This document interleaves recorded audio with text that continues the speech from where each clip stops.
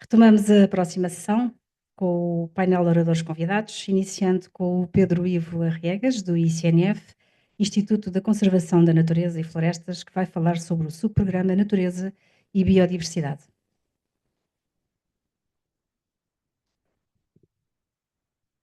Olá, bom dia. Obrigado ao convite da APA para a apresentação deste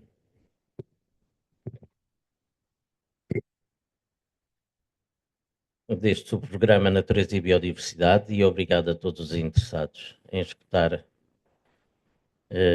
esta comunicação. Este é um dos programas tradicionais desde o início do, do live, portanto já é um clássico. Tem visto alguma evolução ao longo dos anos e os objetivos gerais vão sendo mais ou menos atualizados, às vezes é mais até na linguagem do que propriamente na substância. O objetivo geral deste subprograma, portanto, tem a ver com a aplicação da legislação e das políticas da União em matérias de natureza e biodiversidade, e isto através quer de métodos e abordagens inovadoras, quer através de melhores práticas ou para a replicação em grande escala de soluções que tenham sido consideradas bem-sucedidas, para a melhoria da governação e do envolvimento da generalidade das partes interessadas, para a implementação e gestão da Rede Natura 2000, ou ainda para a integração das matérias relacionadas com conservação de natureza e biodiversidade nas diferentes atividades económicas, de resto, em todos os setores da sociedade. Existem dois tipos de projetos de ação normalizada, portanto, são os Standard Action Projects, em inglês. Os projetos geralmente mais concorridos são os de natureza e biodiversidade, que têm a ver com a aplicação da legislação da União em natureza e biodiversidade e ainda na prossecução das metas da estratégia da União até 2030 no que respeita à biodiversidade. A outra vertente tem a ver com a governação da natureza e informação. Vindo do ano transato, temos a questão da garantia de conformidade e acesso à justiça relacionados com a legislação da UE em natureza e biodiversidade, e este ano retorna uma vertente que esteve ausente durante alguns anos, que eram antigamente conhecido como os projetos de comunicação, e que agora aparece integrado aqui nesta vertente da governação de natureza e informação, que é partes dedicadas à sensibilização e divulgação e à transformação comportamental da sociedade. Portanto, os avisos de candidatura foram abertos a 24, fecharão os prazos de candidatura a 23 de setembro.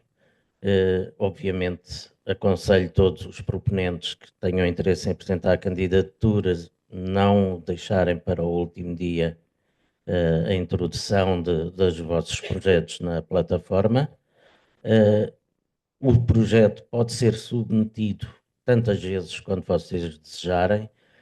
Quando vocês fizerem uma nova submissão, ela vai se sobrepor à submissão anterior. Portanto, vocês podem ir consecutivamente melhorando a vossa proposta.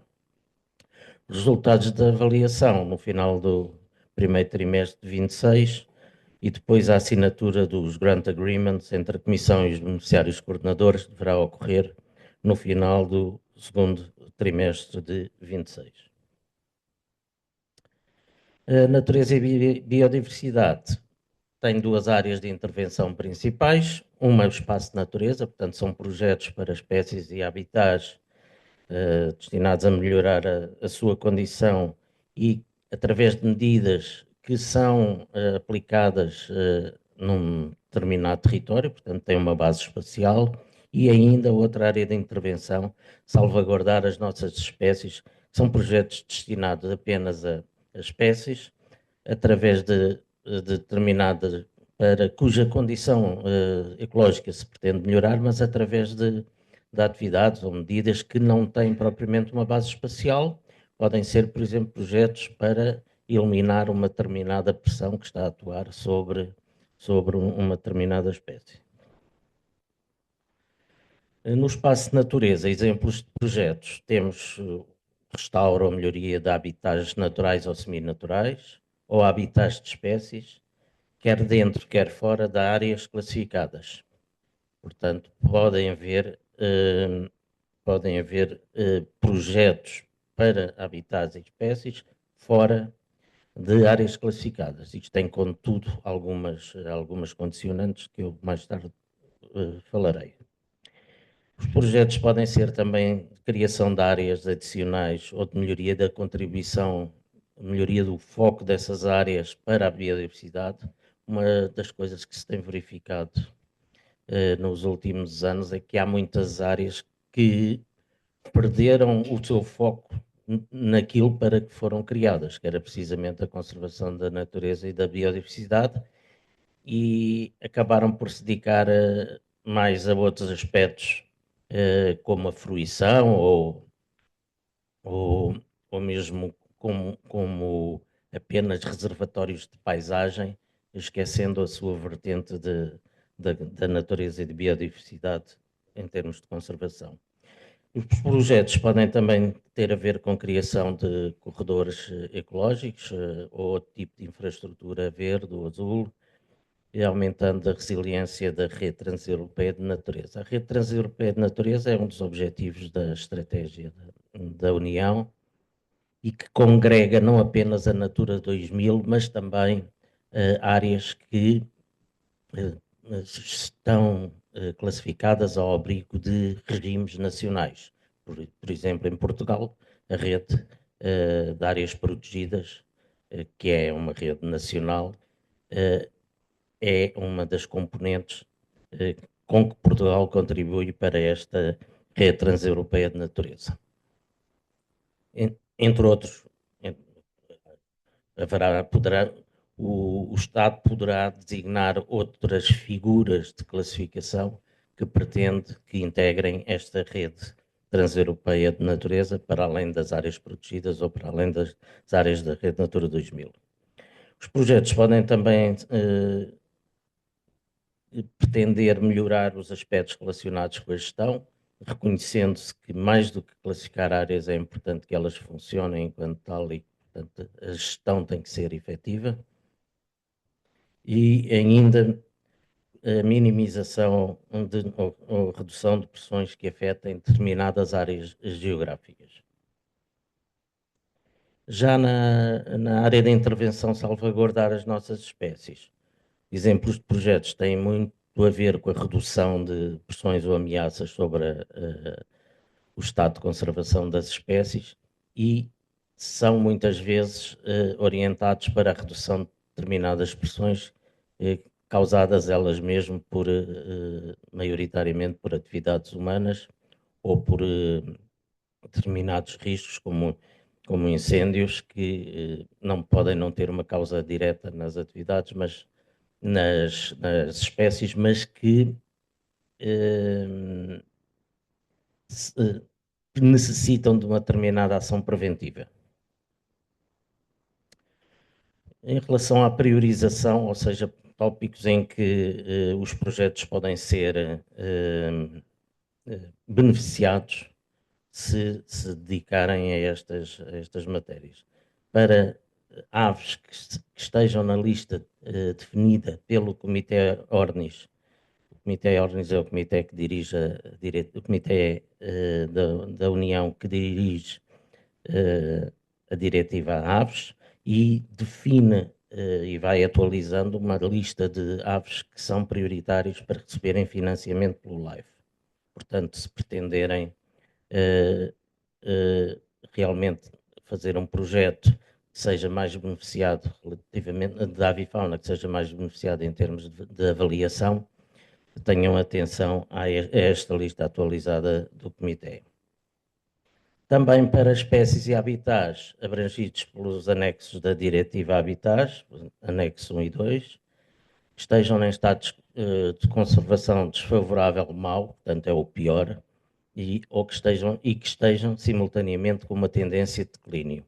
Isto a nível da União Europeia e da região biogeográfica onde o projeto vai ter lugar.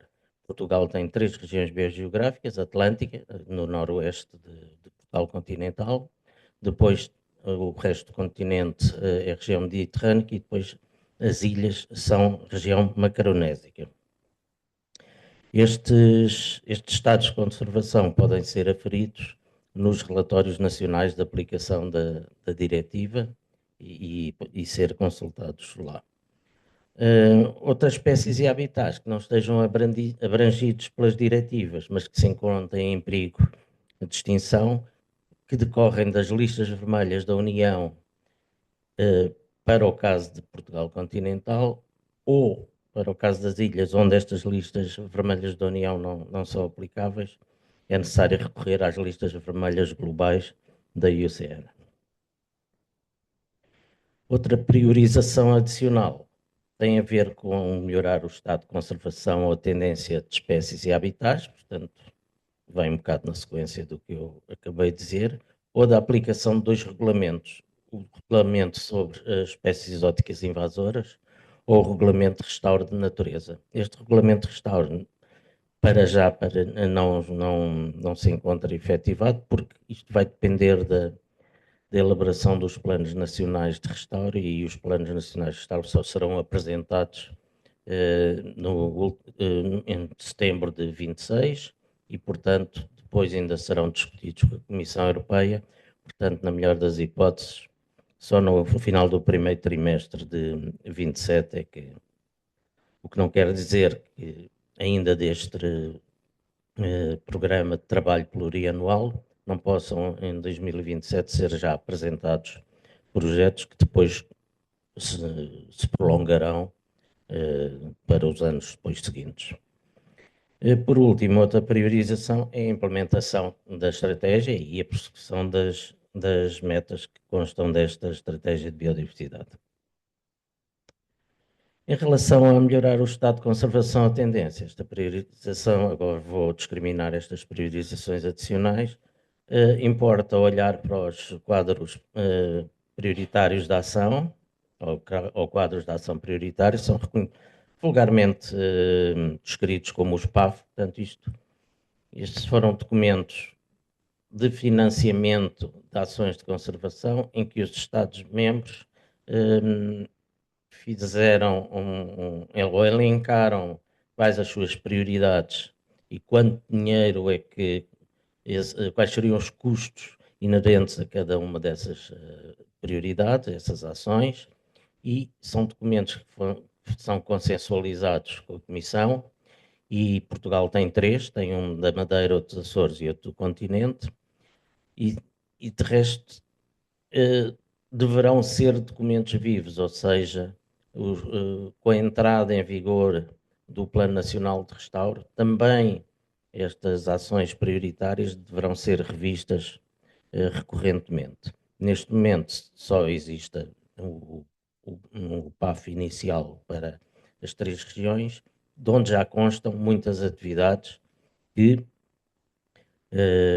devem ser, quando fazemos uma candidatura, devem ser referidas e deve haver uma remissão para esta documentação de forma a demonstrarem que estão a prever determinadas ações que já são previstas por estes documentos orientadores e que, por isso, poderão ter uma priorização adicional. Os planos nacionais de restauro, que falei mesmo há pouco, ou planos de ação de espécies que estejam em vigor, ou outras estratégias nacionais ou regionais que também estejam em vigor. Portanto, quando interessa que vocês olhem para os projetos também da ótica de que plano existente é que eu me posso apoiar para que ele possa ser priorizado. Ou seja, terão que ser documentos legalmente aprovados, onde vocês buscam esses apoios e que devem referir depois, claro, na vossa candidatura, aonde é que está essas referências que permitem priorizar o vosso projeto. Em relação a salvaguardar as nossas espécies, são priorizados as questões relacionadas com a coexistência entre grandes carnívoros e comunidades humanas, e ainda projetos que melhorem este estado de conservação e que venham das metas da estratégia da União Europeia para 2030. Regulamento de espécies exóticas invasoras. Para quaisquer espécies que estejam na lista de espécies exóticas invasoras da União ou que sejam tidas como invasoras num Estado-membro, ou ainda para espécies invasoras que, não estando nestas listas, estejam a exercer uma pressão significativa sobre espécies e habitats de importância comunitária ou outras espécies protegidas pela legislação comunitária, ou ainda espécies em perigo de extinção nas listas vermelhas da UE ou globais. Portanto, aqui estas espécies são realçadas porque estão a exercer realmente pressão sobre valores que são importantes conservar. Em relação ao regulamento de restauro, portanto, este regulamento, para quem não está familiarizado, pretende passar do paradigma da conservação para restauro de ecossistemas que neste momento estejam degradados. Portanto, é um regulamento não carece de transposição, dada a urgência, enquanto as diretivas têm um prazo de 2 anos para ser transpostas para as legislações nacionais, os regulamentos, quando são publicados, passam a ser de aplicação imediata em todos os Estados-membros. Portanto, ele releva sinergias entre a conservação da natureza e biodiversidade e também o combate às alterações climáticas e pretende recuperar para que sejam ecossistemas biodiversos e resilientes, ecossistemas degradados, 20% em terra e mar até 2030 e na totalidade até 2050. Portanto, vocês podem só sequer imaginar a ambição destas metas. Concomitantemente, mitigação e adaptação às alterações climáticas e a neutralidade na degradação da terra e ainda aumento de segurança alimentar e cumprimento de compromissos multilaterais da UE, designadamente o quadro global que decorre da Convenção das Nações Unidas sobre a Diversidade Biológica. Priorização adicional. Metas da estratégia da UE, vocês podem verificar que aqui aparecem muitas vezes redundâncias e que, ao fim e ao cabo, muitas sinergias podem ser obtidas recorrendo precisamente a estas redundâncias.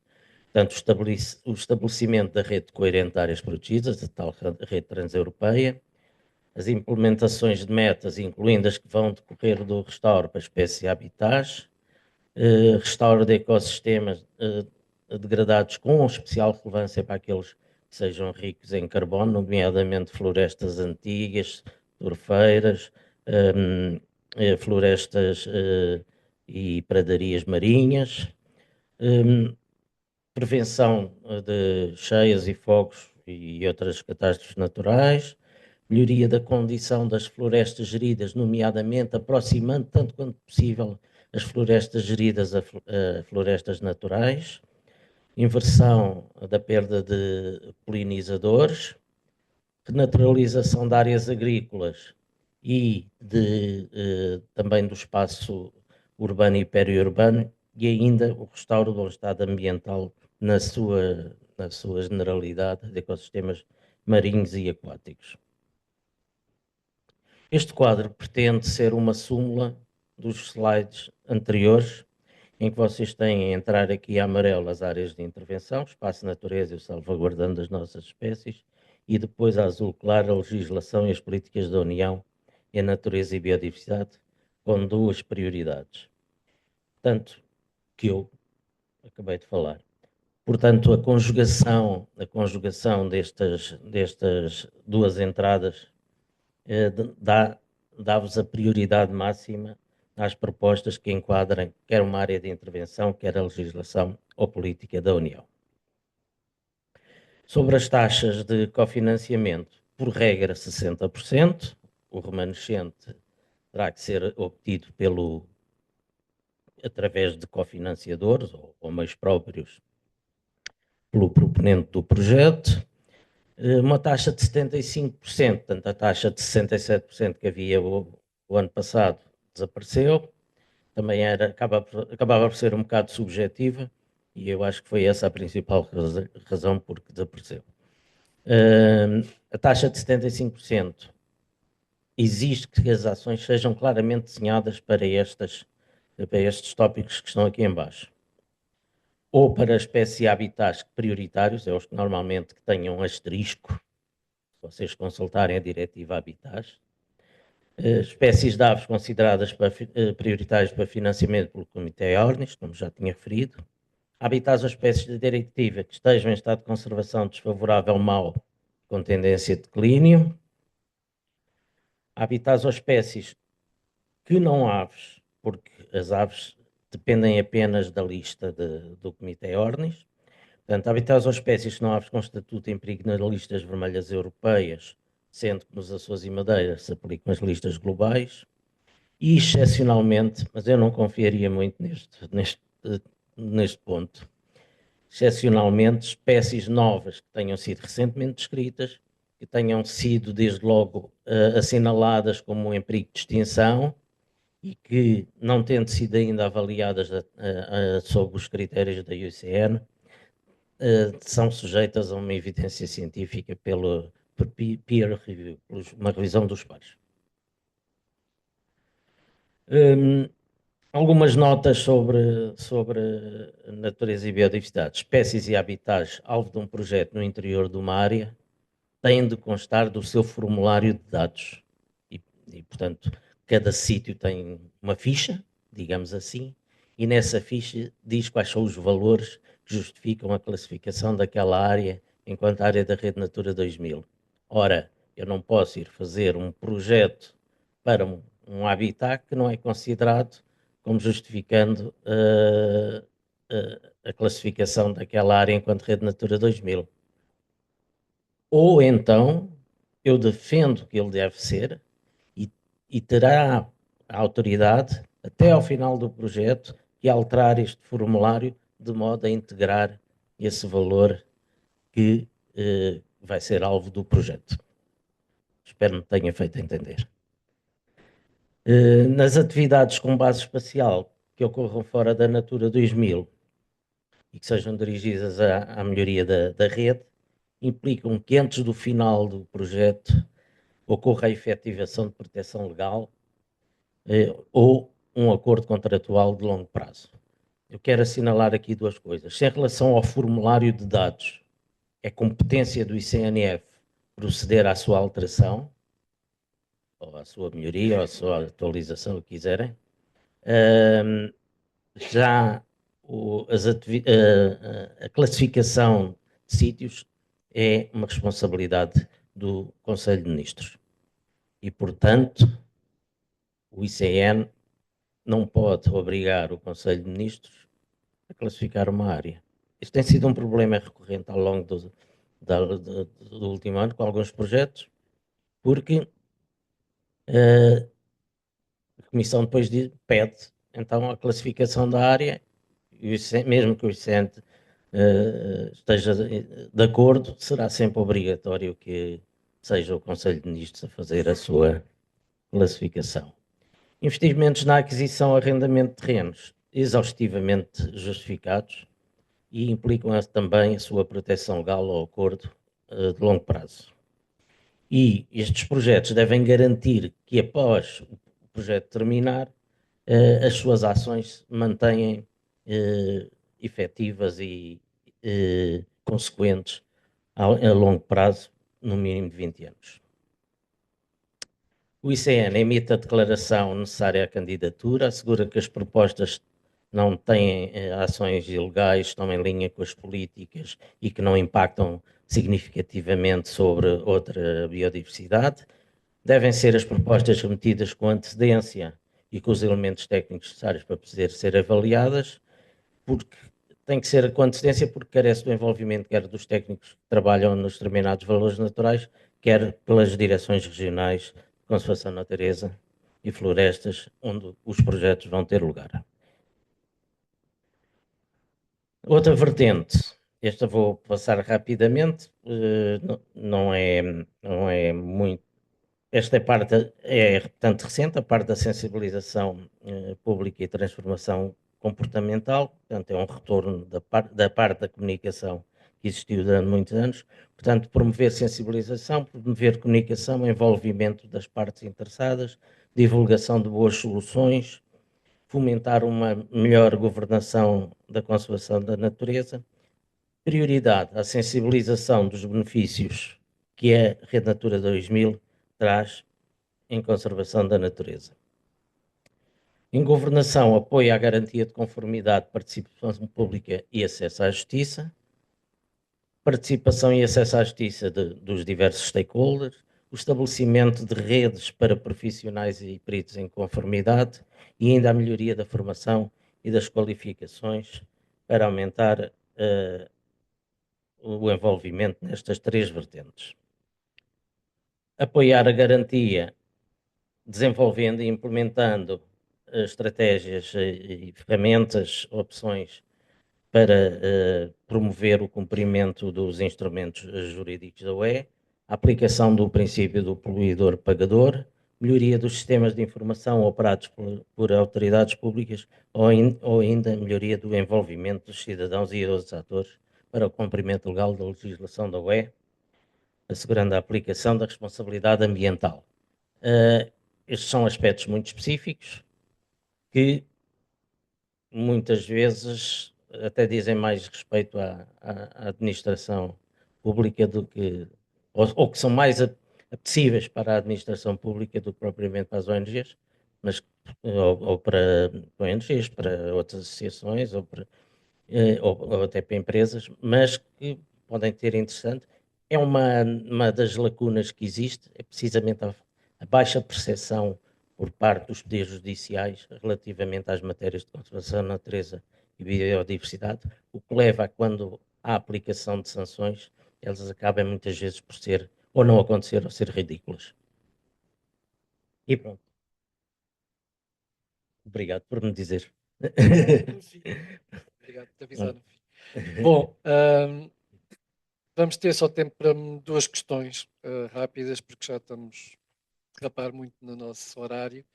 Sim, já vemos Aproveitei micrófonos de Agora, plateia. sim, agora já temos condições técnicas, por isso eu peço que alguém Ah. que queira tenha alguma questão relativamente à apresentação do Pedro. Só queria fazer uma pergunta. Eu hoje sou muito chata. Vou estar o dia todo nisto. É possível apresentar na mesma candidatura a duas áreas distintas, portanto, conservação e questões de governação, ou tem que ser duas candidaturas diferentes? Uma coisa é todas as candidaturas em termos de conservação de natureza têm elas próprias a sua cota-parte de comunicação. É uma das partes previstas é a divulgação dos resultados, o envolvimento das partes interessadas. Portanto, tudo isso é relevante para um projeto de conservação. Apresentar uma coisa nas duas vertentes, aqui é impossível, porque são mesmo vias diferentes e têm até os códigos dos projetos são diferentes, portanto não podem. E é sempre. Eu vou só dar um exemplo muito rápido. Há um projeto que correu que era para proteção de peixes em rios. E ao se analisar esse projeto acabou por entrar num live ambiente dedicado à água e remoção de barreiras de rios. Ou seja, um dos objetivos acabou por ser a melhoria realmente da fauna piscícola desses cursos de água, mas nem sequer entrou para a conservação da natureza. Portanto, é preciso escolher bem qual é a vertente em que nós queremos introduzir o nosso projeto, qual é que achamos que é a principal, e depois temos que embrulhar o projeto de forma a mostrar porque é que escolhemos aquela vertente. Mesmo que haja benefícios adicionais noutras áreas do LIFE, mas que acabam por ser um contributo valioso, porque também, mas não se dispersem, quando escrevem o vosso projeto, não se dispersem nas áreas, sejam focados naquilo que querem e tratem esses benefícios adicionais como adicionais. Espero ter sido claro. Ok. Última questão. Mais alguma na Só plateia? ver. Não sei se há alguma, Inês, há alguma no chat.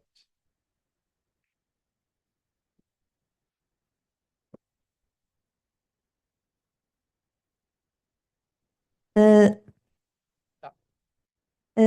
As medidas de compensação referidas no documento da Call SAP-NAT só poderão ser aplicadas em caso de land purchase ou lease, ou podem ser aplicados para compensação de produtores, por exemplo, pescadores, que percam produto devido à aplicação de medidas de conservação, por exemplo, em projetos piloto. Isso é uma pergunta com uma data de vertentes aí misturadas. O que é que são os projetos piloto? Em termos de conservação de natureza. É que não percebo exatamente a que é que se refere.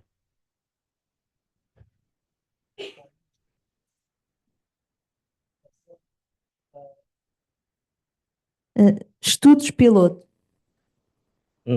Não, os Life Natureza apenas permitem estudos preparatórios, ações preparatórias, mas numa fatia muito reduzida na generalidade do projeto. E tudo o que tem a ver com terrenos, ou é compra de um terreno, ou é um contrato feito com o proprietário de longa duração, portanto não pode ser piloto, nem pode ser uma ação preparatória, são contratos que durarão 20 anos, 30 anos, para que as ações continuem a ter lugar e a perdurar. De qualquer modo, se para os acordos contratuais pode existir latitude, para a compra de terrenos é muito difícil fazer essa justificação, tem que ser muito bem provado que é essencial essa aquisição e que os objetivos que se pretendem assegurar só podem ser hum, conseguidos através dessa aquisição. Bom, há mais uma questão ou não? Não havia mais um? Um dos critérios para justificação da inclusão de Visitor Infrastructures como despesa elegível é que o investimento na infraestrutura é limitado comparativamente com o orçamento global do projeto. Existe algum limite em percentagem que defina o conceito de limitado? Por exemplo, 15%? Eu não conheço, mas de todo, o Natureza e Biodiversidade não é uma vertente dedicada à infraestruturação. Não são admitidos quaisquer infraestruturas pesadas e mesmo esses centros de interpretação assim, são muitas vezes até estruturas amovíveis que depois podem ser utilizadas noutros contextos. Não, não, não existe propriamente uma fatia, mas não se esqueçam que vocês estão a competir com outros projetos e que se houver projetos que têm infraestruturas mais baratas do que a vossa fica penalizada por isso. Isto depois às vezes é uma questão de eu, por exemplo, só consigo alugar a terra durante 20 anos, mas o outro projeto consegue alugar durante 30. Exato. Ok, Pedro. Muito muito obrigado pela tua colaboração, pela tua presença aqui e vamos passar ao último bloco desta manhã, que é precisamente o bloco dedicado ao subprograma Economia Circular e Qualidade de Vida, vulgo Ambiente, e aí vai ser apresentado pela minha equipa, pelos dois membros da minha equipa, Wanda Pereira e Ana Margarida Santos. Olá, bom dia a todos. Meu nome é Wanda Pereira e eu aqui a minha colega Ana Santos vamos então fazer aqui uma breve apresentação sobre o subprograma Economia Circular e Qualidade de Vida. Portanto, basicamente vamos fazer aqui um apanhado das áreas-chave e as prioridades temáticas deste subprograma e depois também tentar aqui, se tivermos tempo, deixar alguns exemplos de projetos deste subprograma para terem uma noção do que é que poderá vir a ser financiado. Portanto, basicamente, em termos gerais, o grande objetivo deste subprograma é, de facto, facilitar a transição para uma economia sustentável e circular, promovendo a eficiência energética, a resiliência climática e um ambiente livre de substâncias tóxicas e, ao mesmo tempo, claro, proteger, restaurar e melhorar a qualidade do ambiente em linha com o Pacto Ecológico Europeu e as políticas atuais. Portanto, tal como há bocado o engenheiro José já disse, este subprograma abrange todas as outras questões que não estão abrangidas nos outros subprogramas. Tal também como já foi dito, tanto neste novo programa plurianual como na COL deste ano, não se observaram grandes alterações estruturais, mas sim a atualização então das políticas e dos regulamentos que entretanto foram publicados, no caso alguns também que estão em fase de revisão e que já poderão ser considerados como alvo de projetos. Portanto, em termos de áreas-chave, este subprograma divide-se nestas três grandes áreas-chave, portanto, economia circular e resíduos, a poluição zero e gestão sustentável dos recursos naturais e depois todas as questões que têm a ver com a governação ambiental. Tal como eu disse, não houve aqui muitas alterações, o que aconteceu foi haver aqui uma arrumação destes tópicos por estas áreas-chave e, portanto, apareceu, por exemplo, agora este subtítulo Poluição Zero e depois a questão das emissões industriais e segurança, que também vamos ver mais à frente. E, portanto, nesta apresentação, nós tentámos fazer, de um modo resumido, as principais questões deste subprograma e desta call e tentámos identificar também nesta corzinha, que é verde ou azul para alguns, as principais alterações que consideramos que poderão ser ter mais impacto. Tal como já foi dito, é super importante que leiam a call com atenção, porque é aí que são especificados todas as questões que a Comissão quer ou quer não, que tem prioridade em financiar e, portanto, alinharem os vossos projetos com estas prioridades é que, de facto, logo um fator de probabilidade de sucesso. Portanto, começando então aqui pela economia circular e resíduos, esta área-chave divide-se em dois tópicos, a recuperação de recursos a partir de resíduos e a economia circular. Que tem aqui dois focos diferentes. Portanto, o primeiro está mais focado em questões de fim de vida dos produtos e a economia circular mais questões associadas ao ciclo de vida. Portanto, a grande lógica desta área-chave, deste tópico, é que os produtos e o valor dos produtos, dos recursos, seja mantido com o maior tempo possível na economia e que o seu fabrico, o fabrico dos produtos seja sustentável e a sua utilização também. Portanto, relativamente aqui à recuperação de recursos a partir de resíduos, esta questão foca-se nas tradicionais abordagens de gestão de resíduos, como a reciclagem e a reutilização, mas têm que ser soluções inovadoras. E esta questão da inovação é muito importante nesta call, neste subprograma. Portanto, vocês vão ver a palavra inovação por toda a call, e isso quer dizer que a Comissão espera, de facto, que as soluções sejam inovadoras. A Comissão não quer financiar mais do mesmo, quer financiar soluções que sejam inovadoras quando comparadas com o estado de arte do Estado-membro ou do setor que estamos a tentar, que o nosso projeto diz respeito. E, portanto, depois temos também aqui as soluções inovadoras para as questões relacionadas com resíduos, com substâncias perigosas, a fim de conseguirmos que a reciclagem e todas as outras operações que são de resíduos tenham um valor acrescentado e também que a eliminação destas substâncias seja segura.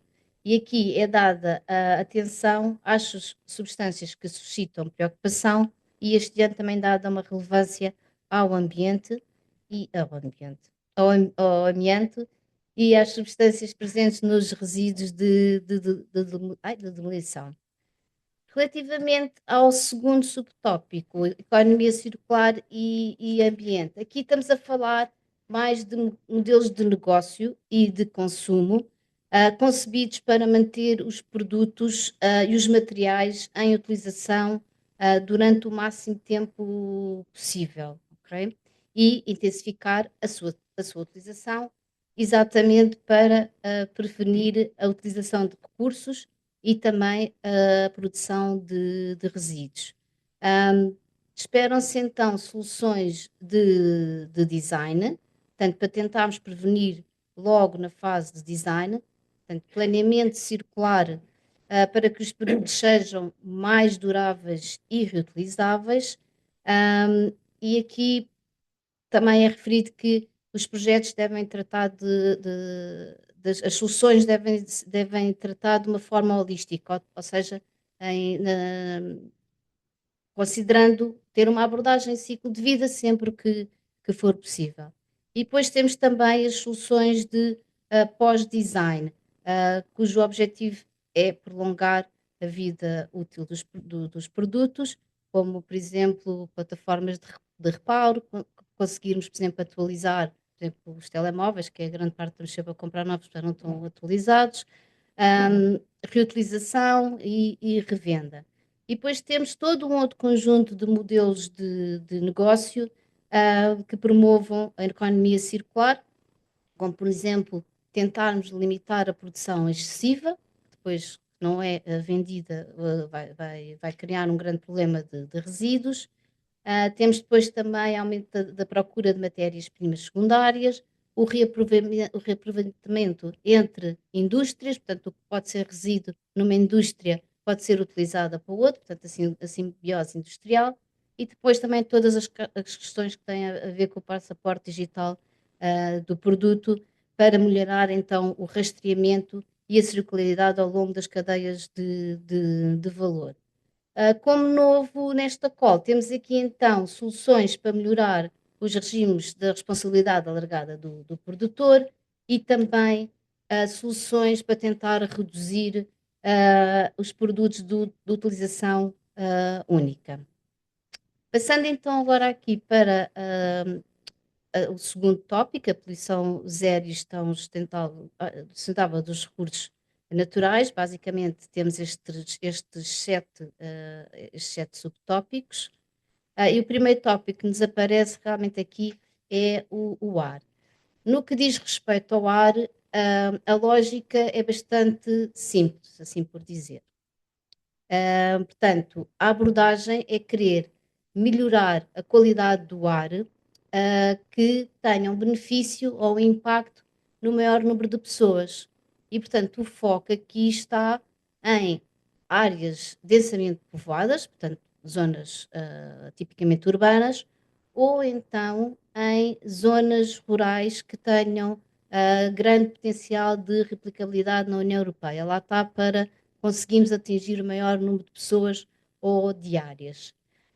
E, portanto, aqui temos a redução das emissões específicas no setor da agricultura e, por outro lado, também esperam-se soluções para a melhoria da qualidade do ar e a redução das emissões de partículas.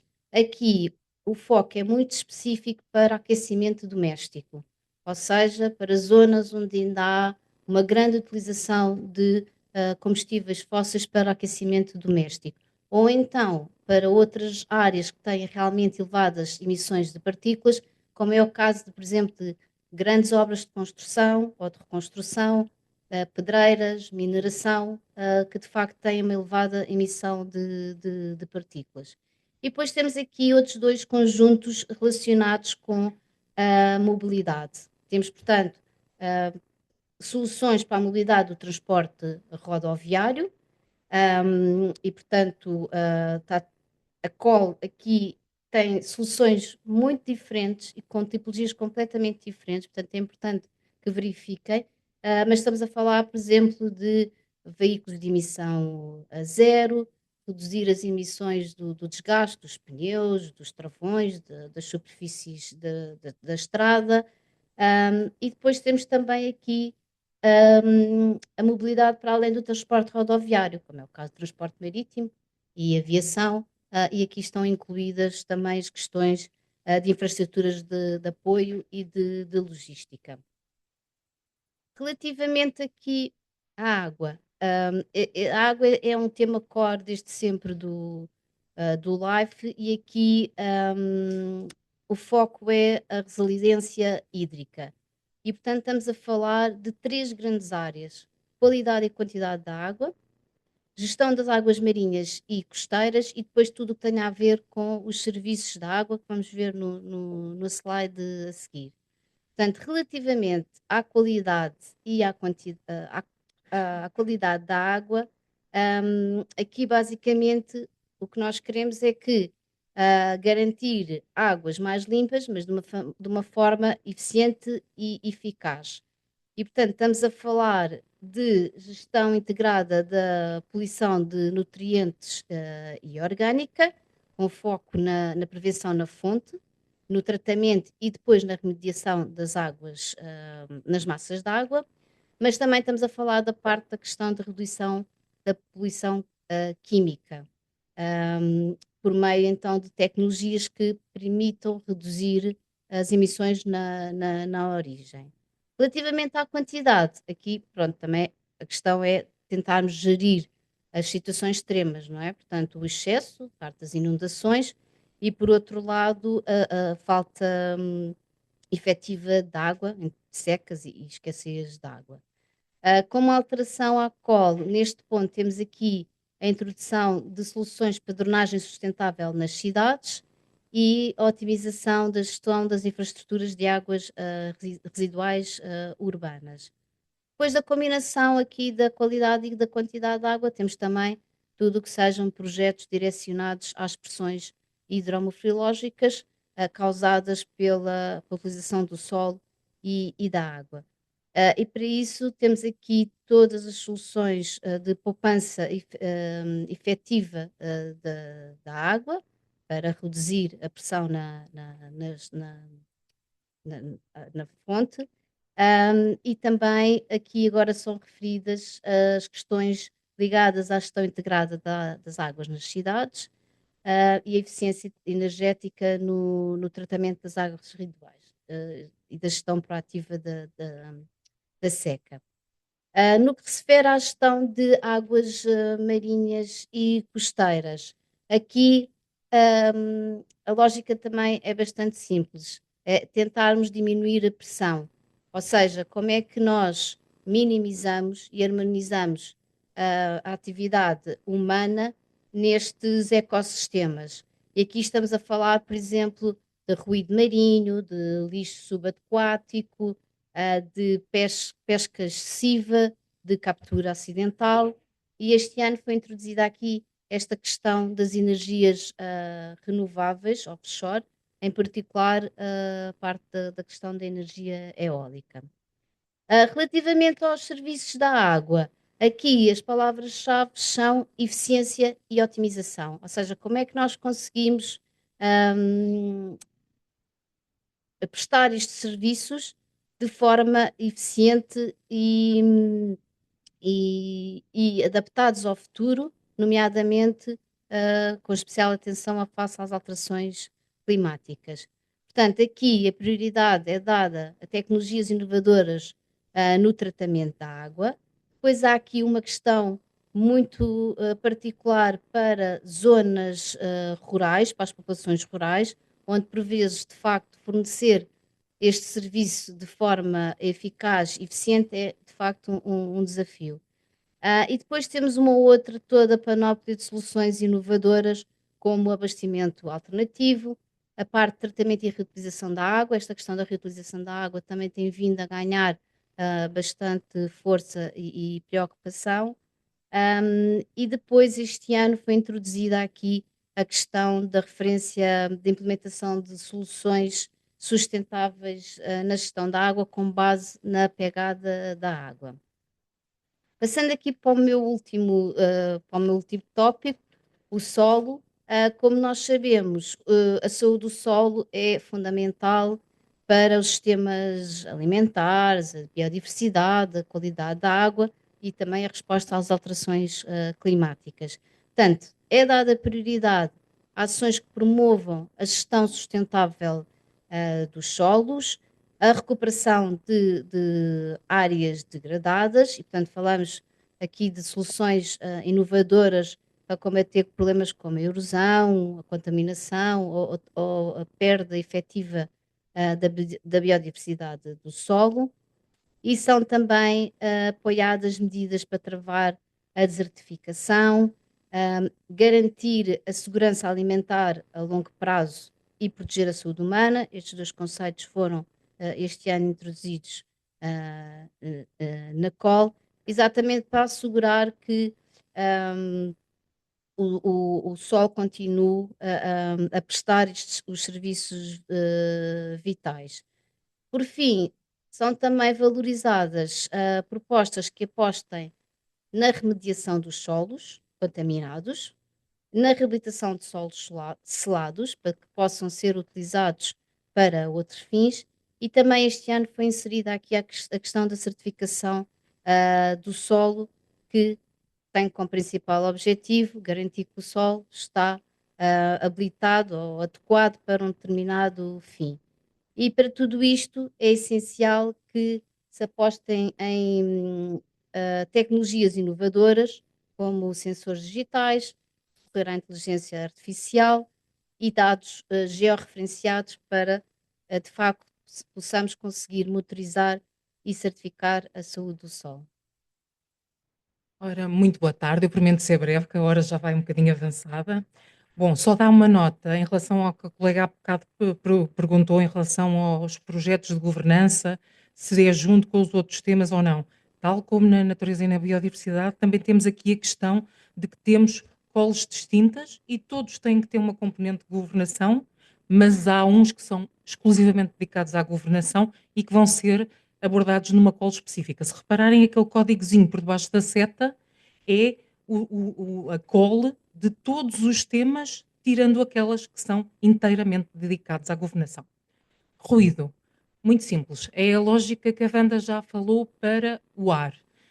Como já falámos de manhã, isto tem que ser custo eficiente, são recursos públicos, portanto, o que se pretende são projetos que deles se tire o maior benefício possível para o maior número de pessoas possível. E, portanto, o foco é muito em áreas densamente povoadas e, se repararem pelos exemplos que são apresentados, sempre muito relacionado com questões de transporte.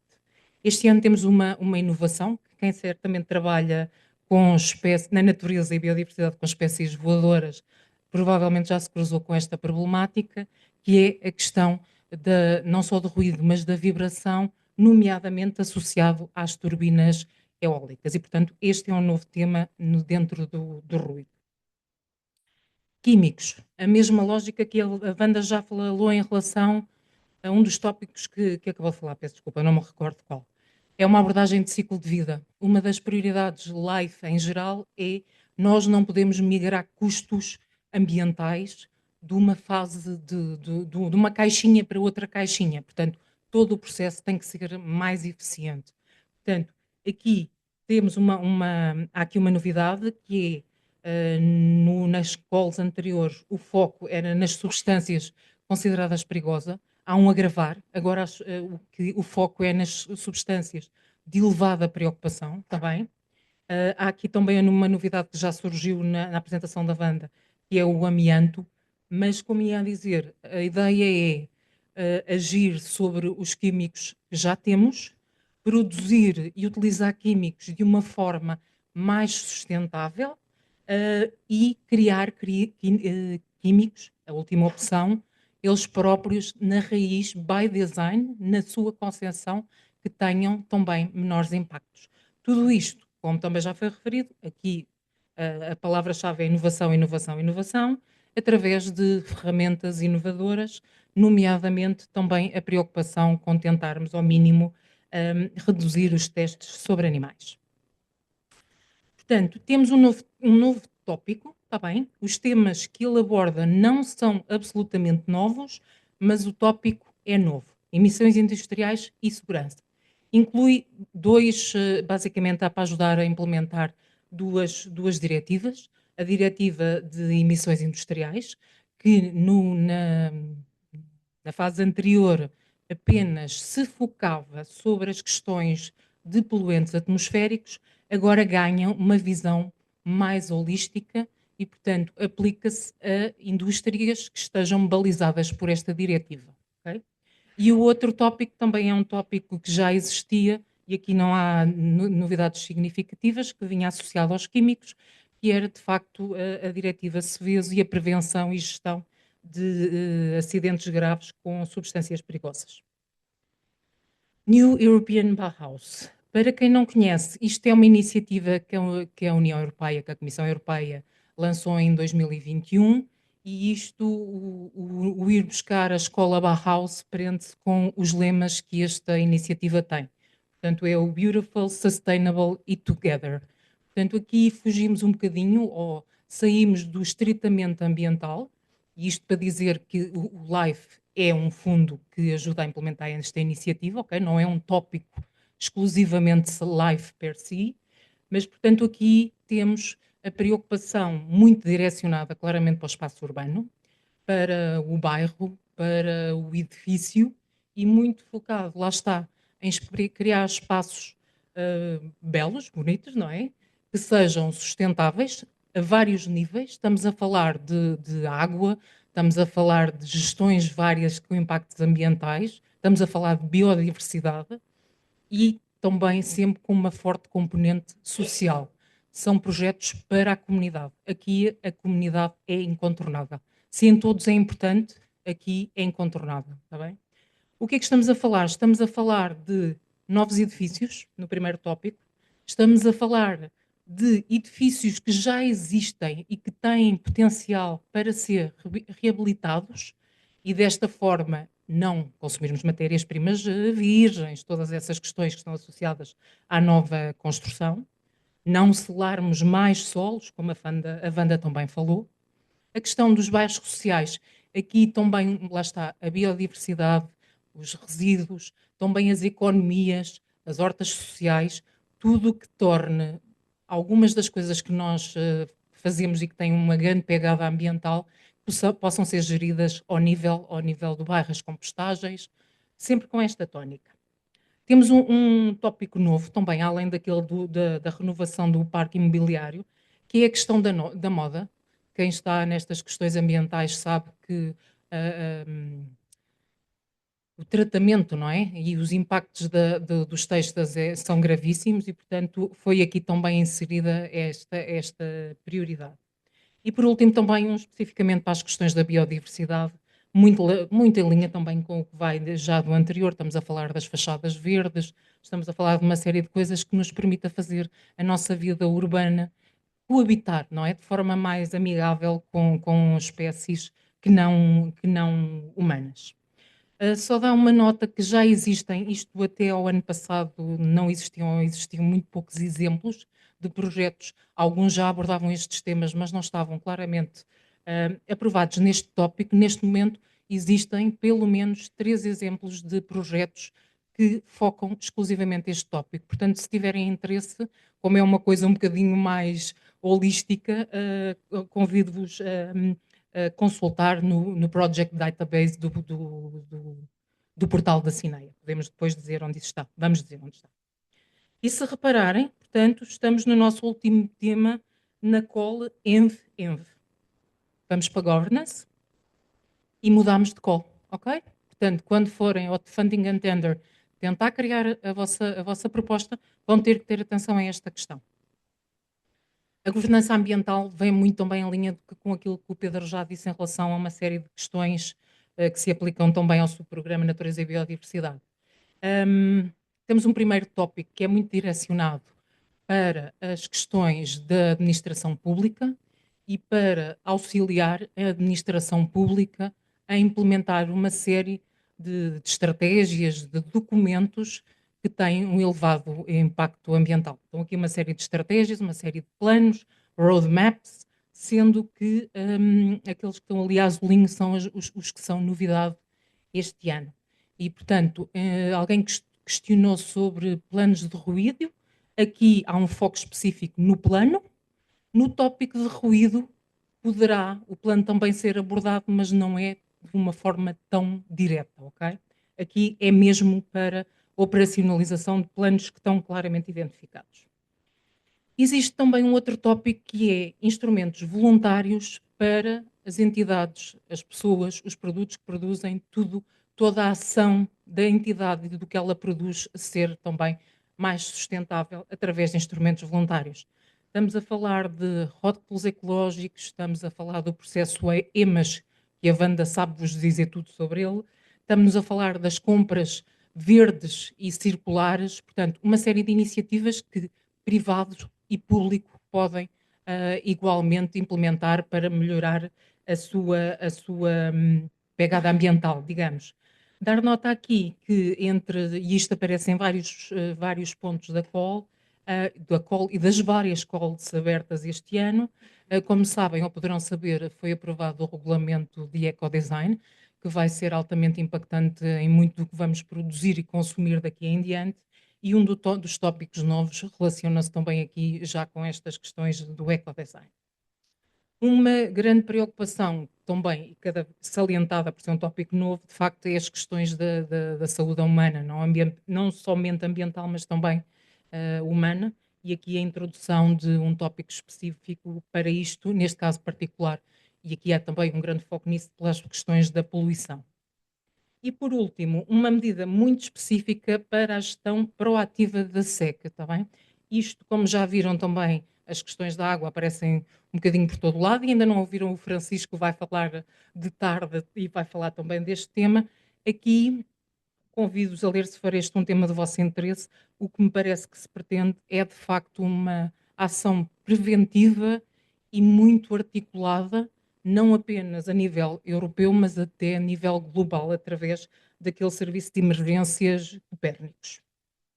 Avançando, portanto, esta primeira era apoiar à tomada de decisão e às abordagens voluntárias, mudamos para a garantia de conformidade ambiental e acesso à justiça. Uma coisa que se tem sido notório nos últimos anos e com estas questões de cada vez mais evidente as consequências das alterações climáticas é, de facto, a necessidade não só de implementar mais, mas como também dar a questão das questões ambientais serem uma questão de justiça e de justiça social.